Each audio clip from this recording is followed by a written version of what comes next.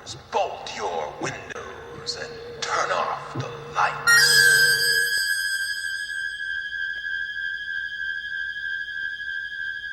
Welcome to Michael Myers Minute, where I delve into the 1978 horror classic, Halloween, 1 minute at a time. I'm your host, Robert Black. The end titles continue. Richie, Mickey Yablans. Lonnie, Brent LePage. Keith, Adam Hollander. Dr. Wynn, Robert Phelan. Michael, age 23, Tony Moran. And we get our final IMDb goof for this movie. In the beginning of the movie, Michael is 6 years old. The rest of the movie is enacted 15 years later, so Michael must be 21 years old. In the end credits, however, there's a Michael of age 6 and a Michael of age 23.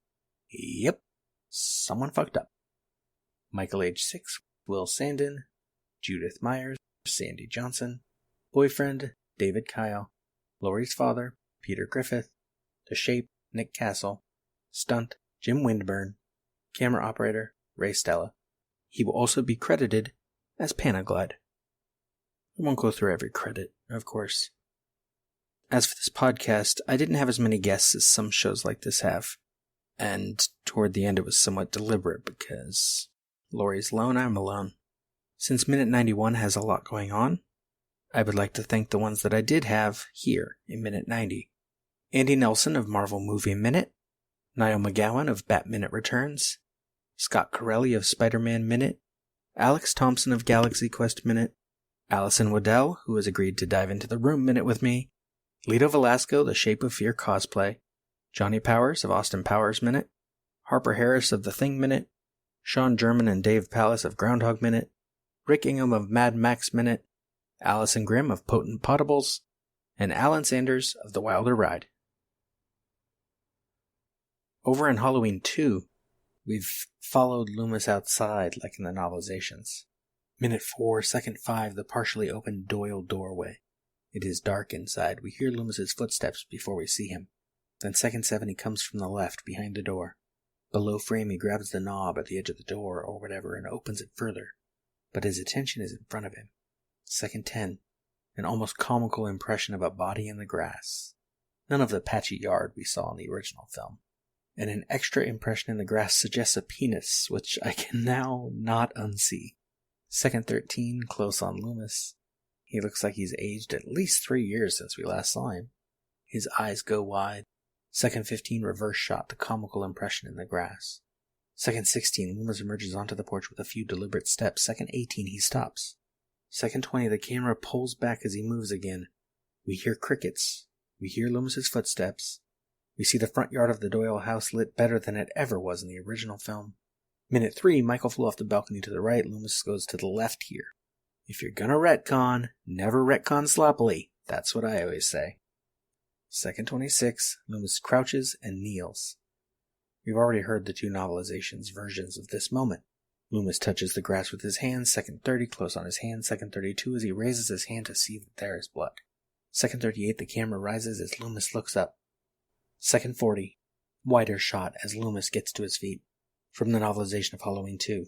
Loomis drew away from it and stood, staring wildly around the yard, the waving branches, the smudges that were garden tools around the periphery, the sky and the night, nothing else. A porch light winked on at a house next door. A man in night clothes leaned into the darkness, shading his eyes, peering out between 2 grinning pumpkins on his porch. Just what is going on out there?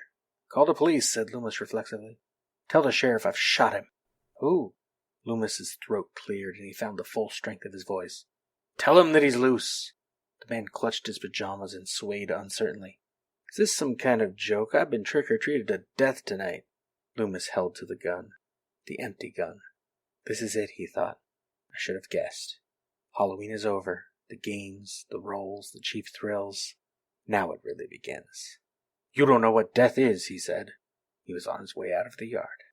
A different exchange ended with those last couple lines earlier in the novelization of the original film. If I had to guess, it came from an earlier Carpenter Hill draft, but they realized that Loomis's line was stupid and cut it. But the novelization came from an earlier draft, probably, and the line was there. Someone, drunk John Carpenter, I guess, since that's who wrote Halloween 2, read that novelization and thought it was clever, and not yet another sign that Loomis himself needs to be committed. and it ended up in the sequel script. But, as I pointed out last minute, this sequel doesn't matter anymore anyway. Yay!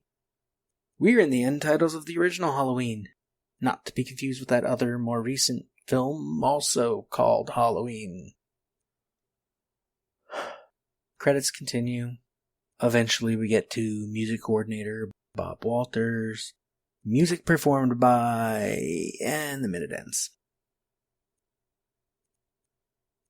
Before I go, a couple passages from way back. Minute 4, reading from my own Groundhog Day project, day 1163, purely and simply evil.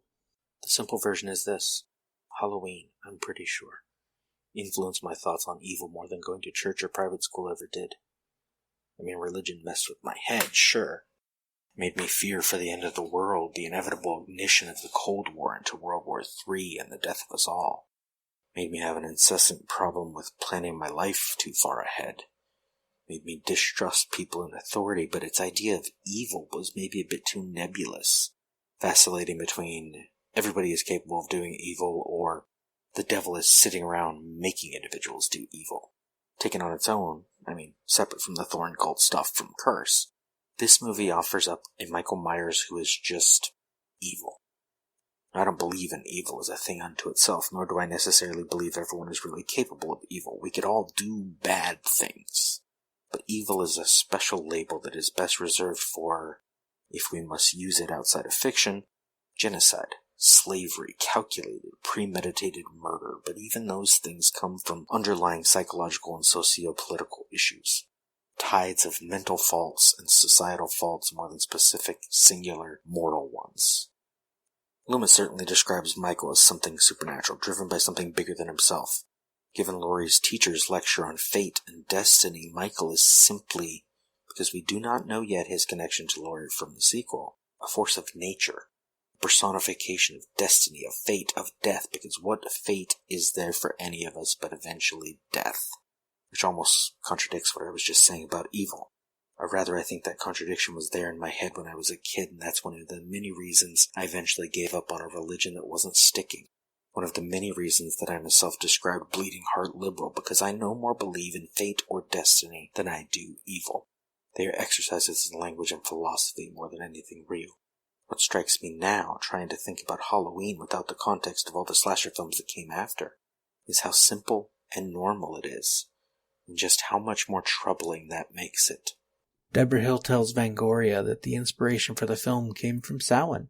Quote, "The idea was that you couldn't kill evil, and that was how we came about the story. We went back to the old idea of Samhain, that Halloween was the night where all the souls are let out to wreak havoc on the living, and then came up with a story about the most evil kid who ever lived. And when John came up with the fable of a town with a dark secret of someone who once lived there, and now that evil has come back, that's what made Halloween work." End quote. We're coming to the end, but I've already talked about the meaning of Halloween numerous times. Next minute, let us look forward. That is all for Minute 90. Michael Myers Minute is a production of Lemming Drops Studio. You can find more content at lemmingdrops.com. Stalk me on Twitter and Facebook at Myers Minute or Instagram Michael Myers Minute. Don't forget to subscribe and leave a nice review if you like what you hear. See you later. Bye. Bye.